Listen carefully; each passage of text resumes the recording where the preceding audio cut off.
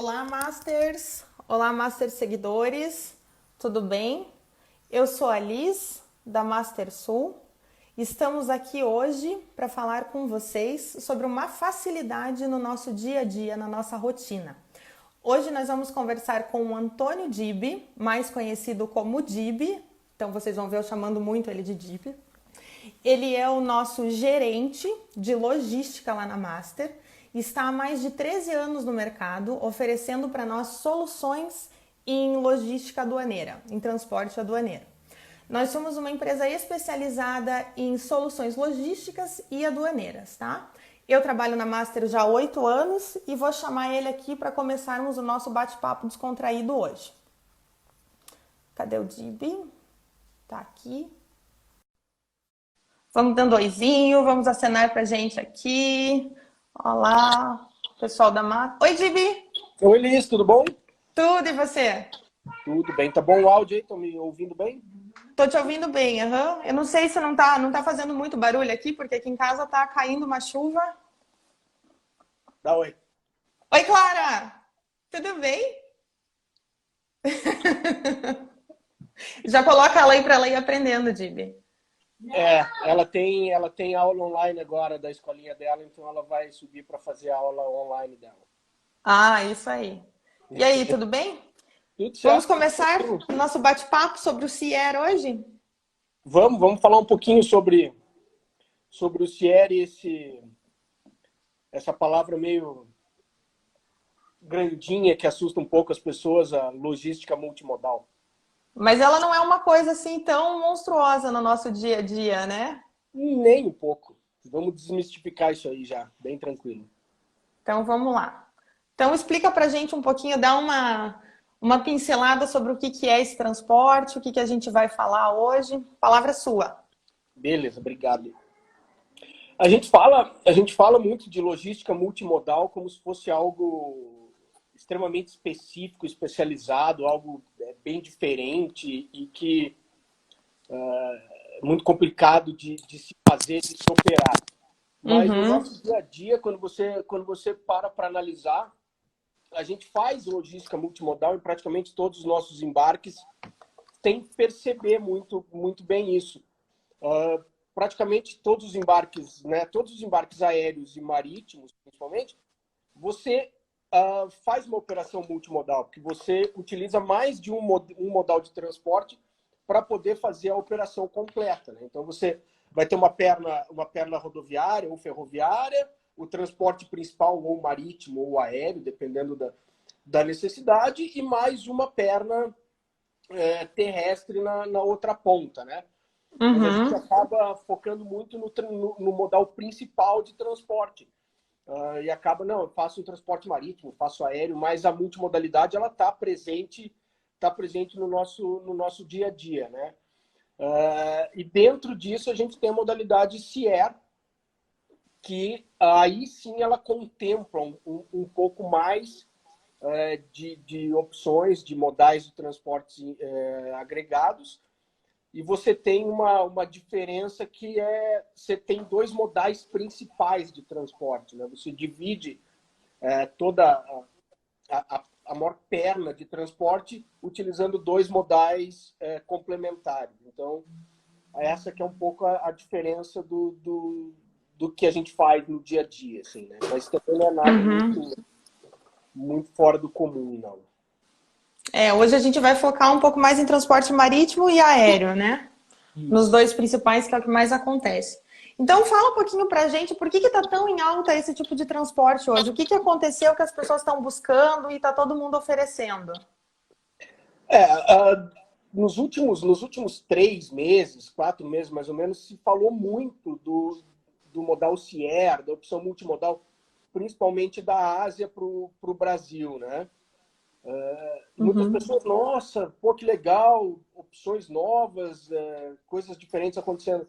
Mas esse modal já é utilizado há muito tempo, né? É que aqui pro sul, pro sul e pro sudeste, ele não era muito interessante até então, né? Ele era muito aplicado para a região, para o norte e para o nordeste, se utilizava muito esse modal porque o serviço marítimo para essas rotas o transit time é muito longo, né? Você tem transit times oscilando entre 50 e 60 dias. E o transporte puramente aéreo é muito caro.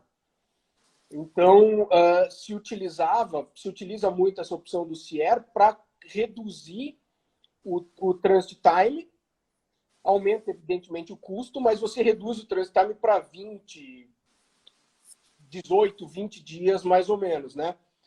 E se comparar com 60 dias, 50 dias, você tem um mês a mais, né? Um mês a menos de transit time, e isso é muito importante para gerenciamento de estoque. Você precisa de menos estoque, você consegue fazer compras menores, então o teu fluxo financeiro fica muito mais interessante utilizando essa opção.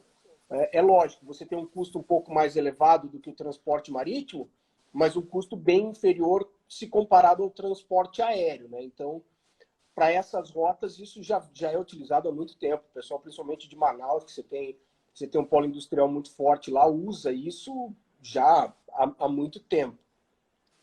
E agora aqui para o sul e sudeste, isso surgiu recentemente como uma alternativa para você fugir um pouco do alto custo do frete aéreo da China.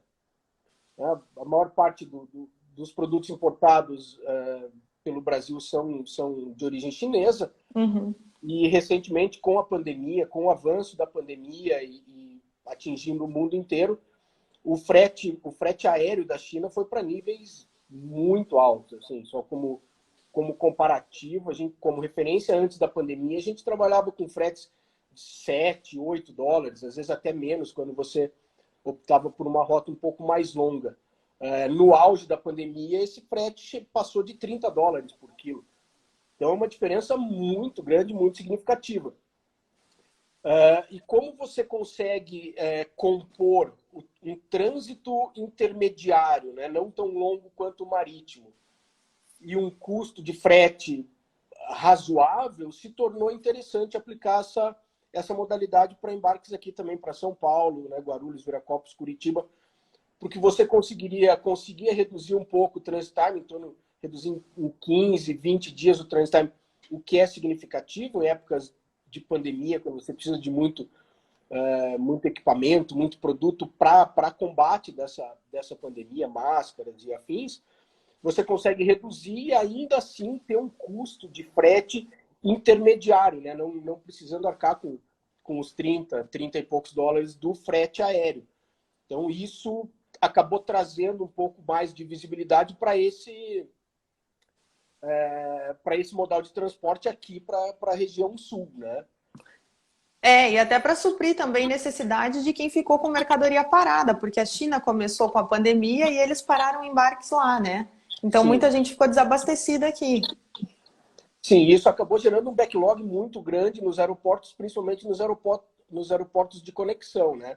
Aqui, quem trabalha diretamente com Curitiba, o mercado importador do Paraná, a gente sabe que tem as restrições de rota, né? Que a gente precisa ter um serviço direto, uma conexão direta para Curitiba, para que a gente possa usufruir do benefício de ICMS que o Estado oferece.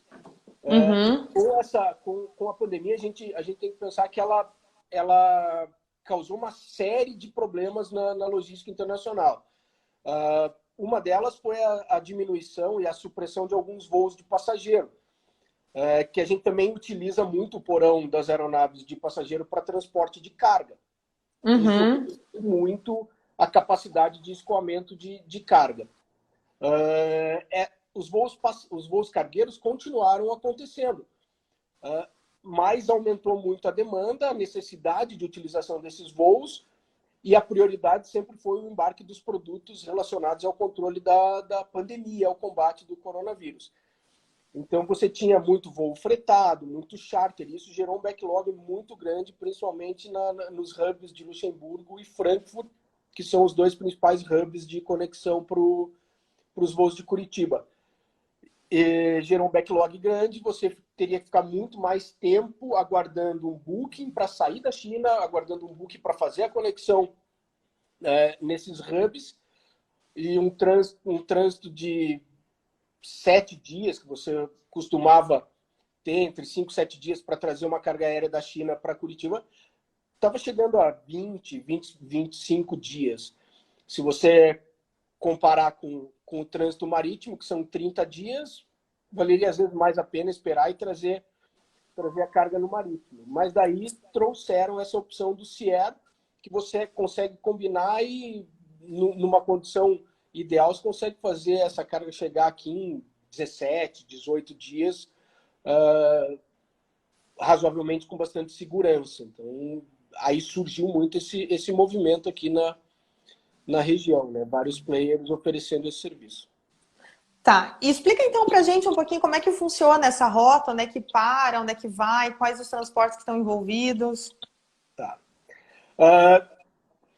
Quando a gente fala do CIER, é importante você entender que você precisa ter que cobrir grandes distâncias, né? Não vale a pena a gente tentar desenvolver um serviço, uma opção parecida com o serviço norte da Europa, Paranaguá, que você tem um trânsito de 18 dias no marítimo, não vai ser interessante. Mas quando você fala de Ásia e da Ásia para a América do Sul, já fica bem viável.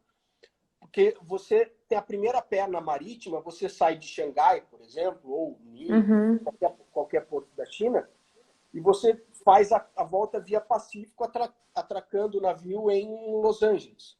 Los Angeles, Long Beach, num porto ali na costa oeste americana. Esse trânsito é em torno de 11 dias, 12 dias. Então, é um serviço bem rápido. E China e Estados Unidos têm um volume de movimentação muito grande. Então, você tem muita opção de navio. Você tem saída praticamente todo dia. Você tem um navio saindo para esse serviço. Uma vez a carga atracada em Los Angeles, ela vai descer de caminhão até Miami, que é o principal hub de voos cargueiros nos Estados Unidos. Isso leva em torno de 5 dias, mais ou menos, 4 a 5 dias, descendo de caminhão. E em Los Angeles, essa carga vai ser consolidada no serviço com o destino que o cliente solicitou, né? Seja Manaus, Guarulhos, Viracopos, Curitiba, ou para Guarulhos e DTA para Joinville, para qualquer outro Porto Seco, enfim. Quando você combina tudo isso, você vê, a gente está falando para atravessar desde Xangai até o Brasil, a gente está usando 3 modais principais de transporte, né?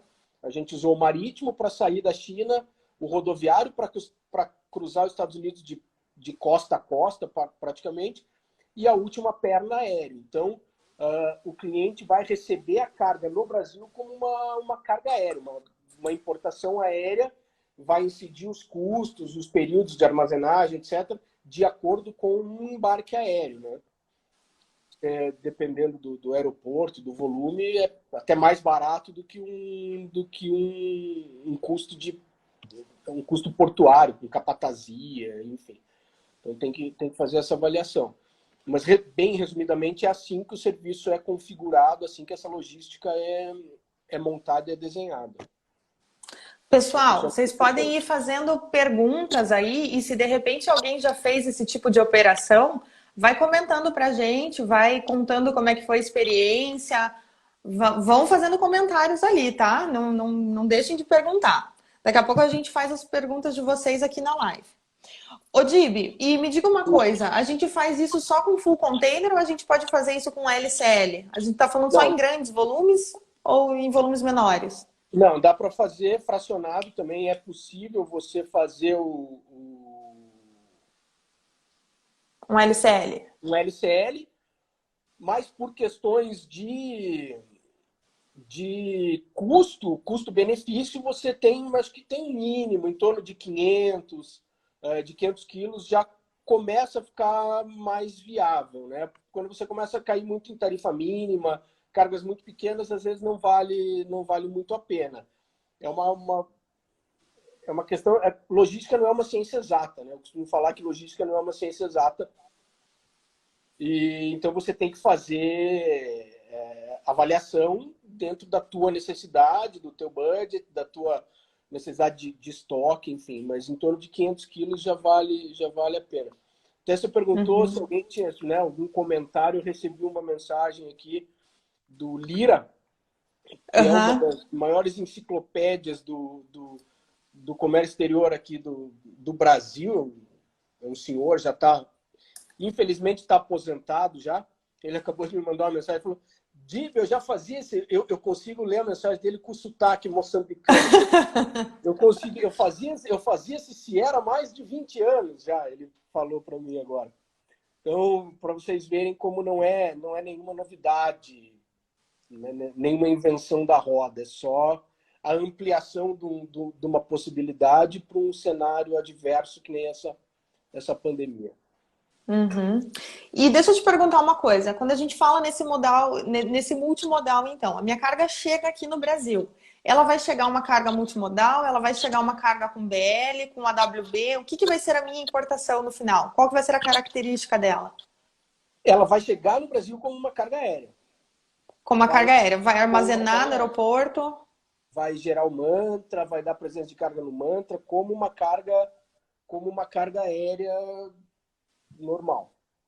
Então eu vou ter uma carga lá de origem Miami, mas de procedência China. Sim. Entendi. País de procedência China, a origem vai sair na WB. Não precisa fazer SEMERCANT, desconsolidação. Não. Por enquanto não, mas daqui a pouco vai ter que fazer o CCT, né? O CCT aéreo que dá para entrar aí, né? Mas ele vai ser tratado como uma carga aérea. Teve uma pergunta aqui que eu vi, a Juliana Magalhães perguntou para carga IMO como tem sido o aceite. Eu ia te fazer essa pergunta agora, que eu li dela ali. É que eu passei aqui. A carga IMO, ela é tratada de forma bem específica, né? A dificuldade principal é você conseguir fazer a consolidação da carga IMO. Então, quando você tem um volume relativamente pequeno e quer aproveitar uma opção de consolidar, é um pouco mais complicado. Mas se for um volume que é um pouco maior, já que vale a pena trazer, de repente, um container de 20, nem que seja com um pouco menos de capacidade, saindo já da China e fazer um embarque dedicado ao IMO, dá para usar essa modalidade, sim. Ela só vai ser tratada como carga perigosa em todo o trajeto, né? Incluindo no trecho rodoviário nos Estados Unidos. Isso. Entendi. Mais alguma pergunta ali? Ainda não vi. Oi? Não, acho que não teve mais perguntas. Bem na hora que você falou, eu te cortei, desculpa. Acho que é interessante a gente falar sobre reduções e sobre as vantagens. As vantagens. Né? O que a gente tem visto, assim. Para transit times mais longos, né, eu comentei antes, esse serviço ele vai continuar sendo interessante, vai continuar sendo uma opção a ser considerada sempre para as operações. Para opções, para serviços que você tem um transit time menor, você pegar nem Xangai, costa leste da América do Sul, que você tem um serviço entre 30 e 35 dias, a viabilidade dessa operação ela vai variar muito conforme o frete aéreo direto, né? Se você tiver um cenário que o frete aéreo se mantenha em alta, né? Que nem a gente está enfrentando agora, e um frete marítimo, por causa da baixa demanda de cargas volumosas, de cargas grandes para transporte marítimo, o frete marítimo mais baixo, você consegue uma viabilidade bem interessante, porque a perna Xangai-Los Angeles fica bem competitiva e você consegue diluir esse custo.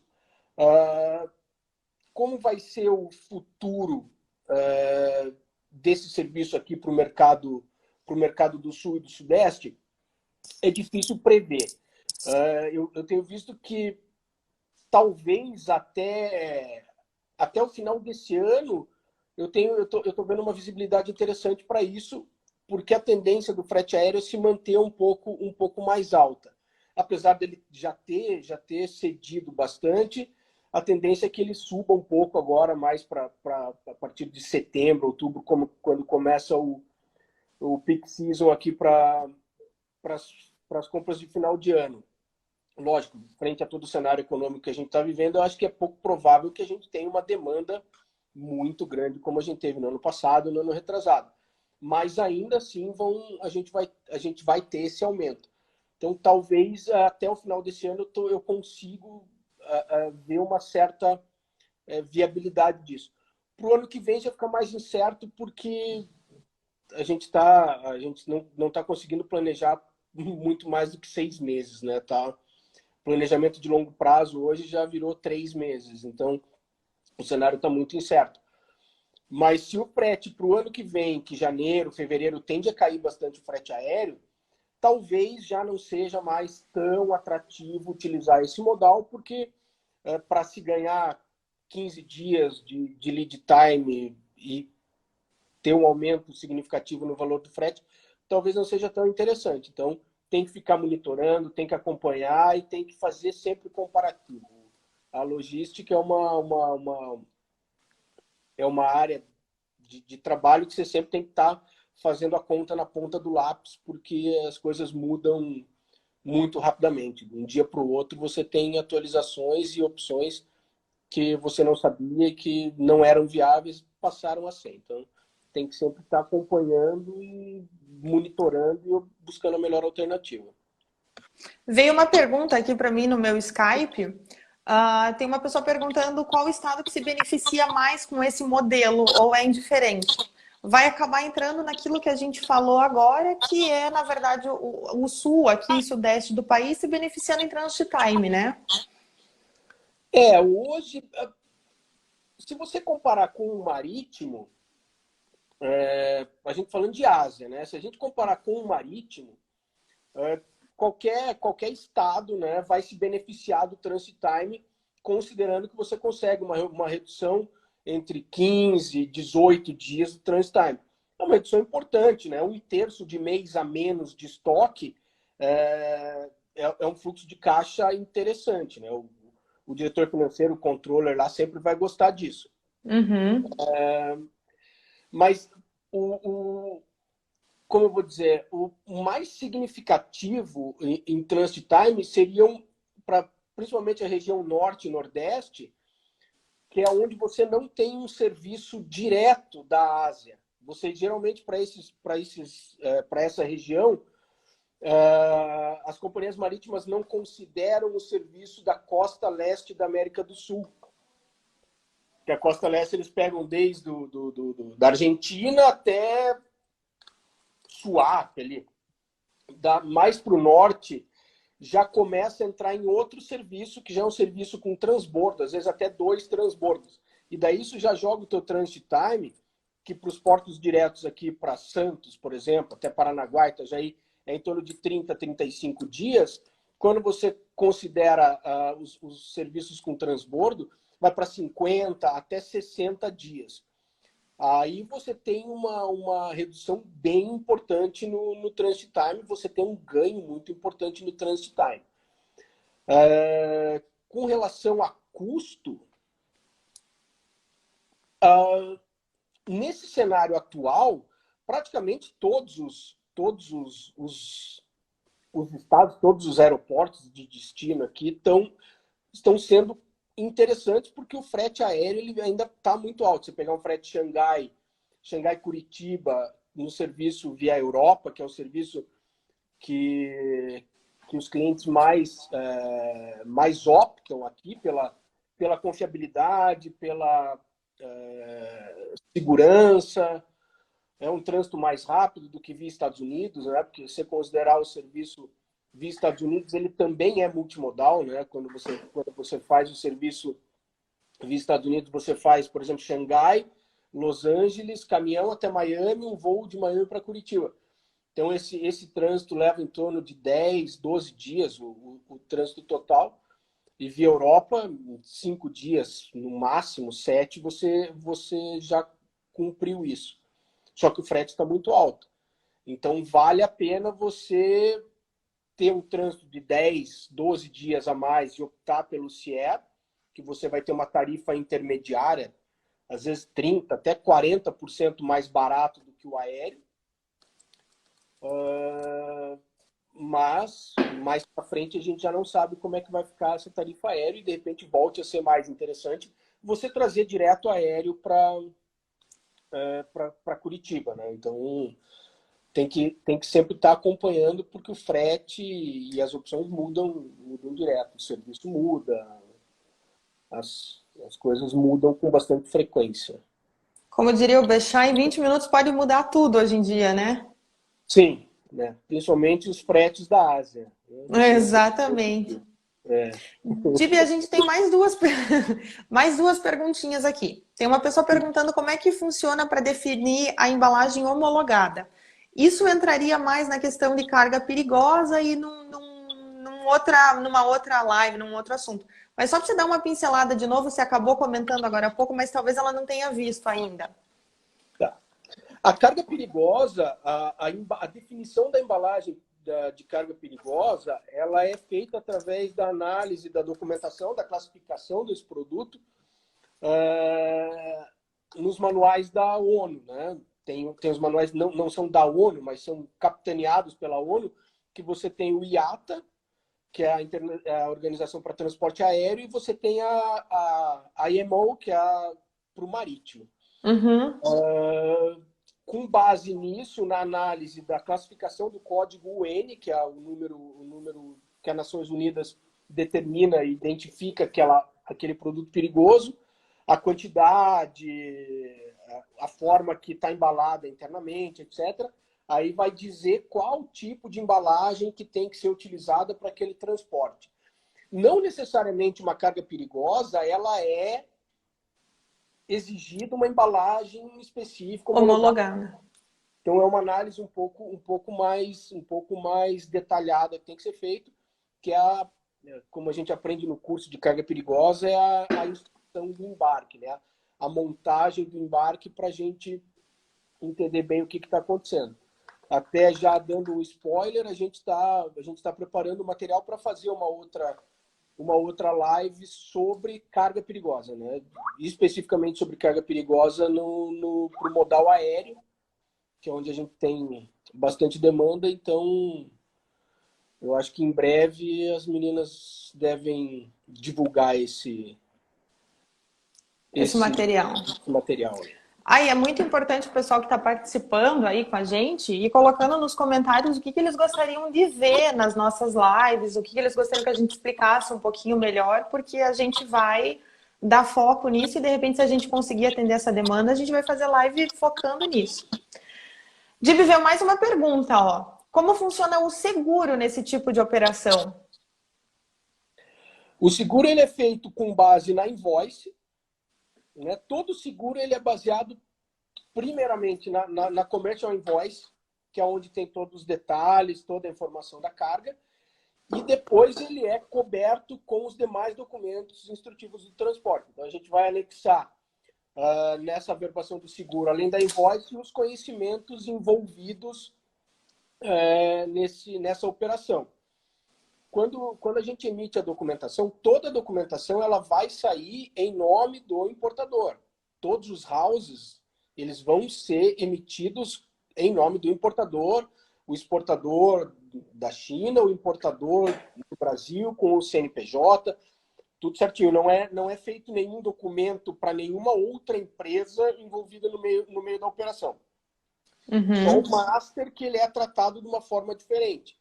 É feito um master da China para o agente nos Estados Unidos, com algumas especificações, com alguns detalhes aduaneiros que são necessários para poder fazer a movimentação dessa carga internamente nos Estados Unidos, que a gente chama de aduaneiros e operacionais, né? Porque também a gente precisa de representante legal lá.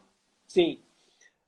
Então, essa carga ela não vai ser nacionalizada nos Estados Unidos. Em nenhum momento ela vai se tornar uma carga ou uma mercadoria americana.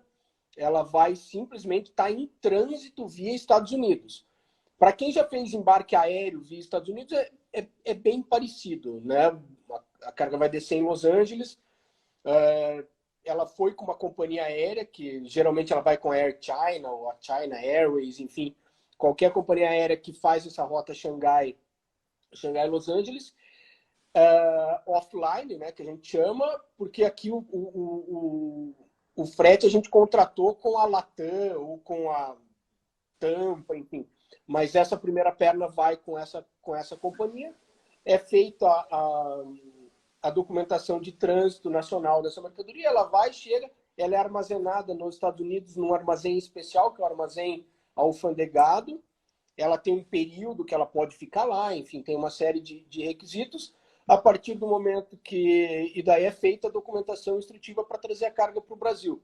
Mas toda essa documentação é em nome do importador, toda direcionada, e não, o único envolvido são os nossos agentes na China e nos Estados Unidos que fazem essa coordenação. Uhum. Veio uma pergunta sobre os impostos numa operação DDP quando eu estou falando sobre exportação. Como que a gente considera os impostos a serem aplicados? Por exemplo, vamos inverter agora então a nossa operação. Uma carga saindo daqui até os Estados Unidos e indo até a China. Não está sendo muito aplicado esse tipo de transporte hoje em dia, porque não é o foco, não estão sendo atingidos aqui, a China que está tendo esse impacto, né, de fluxo. Mas se a gente falasse numa operação de exportação, eu deveria considerar então os impostos da China, o que eles estão aplicando lá para fazer uma operação DDP, certo? Eu estou exportando uma mercadoria Brasil e China. Isso, fazendo um transporte multimodal, que de alguma forma passei pelos Estados Unidos, o que eu faço nos Estados Unidos, esse inbound seria um equivalente a uma DTA nossa aqui, seria um documento de trânsito aduaneiro, que a mercadoria só está circulando lá sem nacionalização. Uhum. Os impostos são os impostos da China, não tem nenhuma tributação nos Estados Unidos, o que tem, vão ter as taxas de handling, de manuseio de carga, que já estão contempladas, né, no caso do CIER, nessa importação CIER, já estão contempladas na cotação, já está all-in, mas a exportação DDP, ela é sempre considerada os impostos no país de destino, levando-se em consideração os acordos comerciais, sejam acordos de bloco, sejam acordos bilaterais, são sempre levados em consideração, e a documentação exigida varia de país para país. Às vezes precisa de certificado de origem, Form E, enfim, aí tem que analisar caso a caso a documentação e o país de destino, mas é sempre a classificação e a tributação do país de destino. Só lembrando que não pode exportar DDP no Brasil, né? Proibido DDP no Brasil, não é aceito. Uhum. Importar, né? É. Eu recebi aqui também no meu WhatsApp agora uma amiga minha falando que ela trabalha num hospital, que ela faz essa parte de importação de produtos que eles precisam e que eles já fizeram uma operação multimodal para trazer algumas máscaras daquelas específicas dos hospitais. Então ela está me falando aqui que eles já fizeram esse tipo de operação e que funcionou. Claro, o custo ficou um pouquinho mais alto do que eles estavam acostumados no marítimo e que nem era com tanta frequência assim que eles tinham que carregar, né? Mas que sim, está acontecendo já e que já teve um primeiro caso aqui de sucesso no nosso histórico aqui de seguidores. Sim, funciona, dá certo. Tipo, acho que é isso. Na Lua, né? Tem gente que não acredita, mas a gente colocou o homem na Lua, então não tem nada que a gente não possa fazer. Só não foi a Mastersul que mandou o homem para a Lua, porque a gente não estava lá naquela época, senão teríamos mandado, né? O Marco não tinha nascido ainda, então... Se não...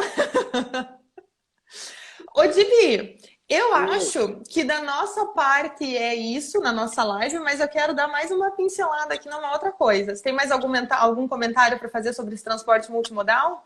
Não, acho que, resumidamente, é isso, senão a gente vai entrar muito em... Muito técnico, detalhes, né? Muito detalhezinho, daí acho que perde um pouco o objetivo e vai ficar muito cansativo para o pessoal também. Eu tô sabendo de um spoiler aqui, eu quero saber se você quer contar esse spoiler, que nós fomos indicados pelo nosso parceiro, pela Lognet. Você quer falar um pouquinho dessa novidade legal, aí?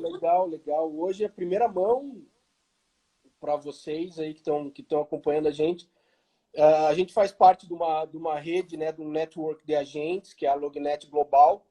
E eu recebi um e-mail deles hoje, que nós fomos escolhidos pelos membros da Lognet, né, pelos demais membros da Lognet que fazem parte desse mesmo network, como o Most Valuable Partner da América do Sul.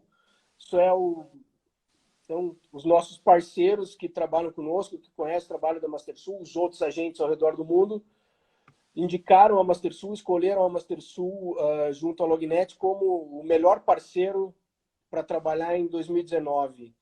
E isso foi muito bom, assim, a gente ficou muito feliz porque você ter o reconhecimento do seu cliente é muito importante, você ter o reconhecimento dos seus funcionários é muito importante, e isso a gente já, graças a Deus e ao nosso esforço, a gente já vem conseguindo ter bons indicadores nesse quesito.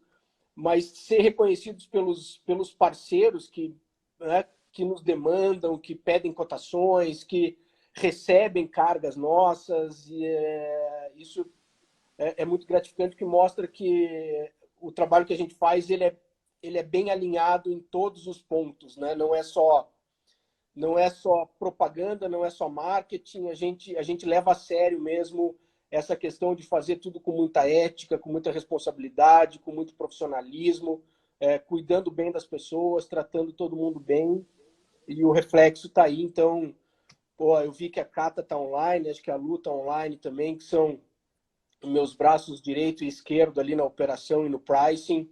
O pessoal do comercial também está aí. Então, parabéns para todos vocês, que esse reconhecimento aí é o trabalho de vocês no dia a dia. Obrigado.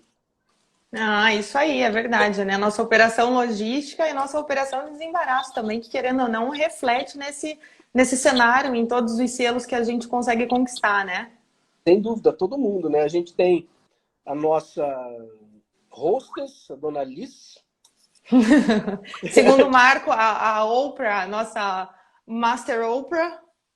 Que assumiu essa responsabilidade de nos ajudar com esses conteúdos, essas lives, e também fica no dia a dia. Os clientes que estão acompanhando aí com certeza já foram contactados por ela para tratar alguma situação, para acompanhar, ver como é que a gente está de atendimento, se tem algo a melhorar. Então, é um time, né? O RH cuidando das pessoas, a qualidade acompanhando as certificações e a parte burocrática, o Marco nos inspirando e motivando todo dia, o time com Liz na bancada do Jornal Nacional. Não, Marco, eu não posso, não consigo competir com a Renata, não dá, ela é demais pro meu caminhãozinho. Mas está no caminho, está no caminho. Você é mais simpático. Acho que é isso a nossa live hoje. Acho que deu para a gente dar uma pincelada bem boa nesse assunto. Quem tiver alguma dúvida, precisar de mais alguma informação, quiser cotar esse nosso serviço, nós estamos com o canal do DIB, que muitos clientes já conhecem, que é antonia@mastersul.com.br. Também tem o nosso e-mail geral, que é contato@mastersul.com.br. Os comerciais, de repente, dos clientes quiserem abordar eles diretamente, não tem nenhum problema, pode ser. E quem quiser falar com a gente via telefone, tem o nosso telefone lá, 41 30 24 0100. É isso? 30 24 0100? Eu errei. Achei que eu tinha errado, achei que era 25. É isso aí. Então tá bom, Dibi, por hoje acho que é isso, né? Obrigado, prazer falar com vocês. Igualmente. Rumo à nossa próxima live de carga perigosa, né? Vamos lá, essa vai dar mais trabalho. Tchau, Divi. Obrigada. Bom descanso. Tchau, obrigado. Até amanhã. Até. Tchau, tchau.